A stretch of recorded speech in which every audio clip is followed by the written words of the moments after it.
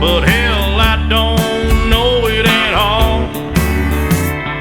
One thing that's certain, and I think old Hank would agree, that sure don't sound like country to me. Well, if it ain't broke, don't fix it. If it ain't Johnny, Merle, or Hank, or Waylon Jennings,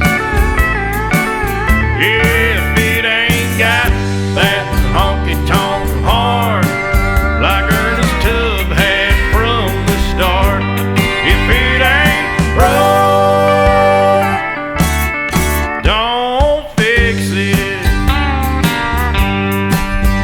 Well, nowadays in Nashville is like the Hollywood of the South.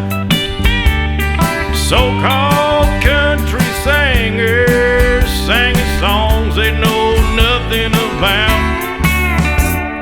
Swimming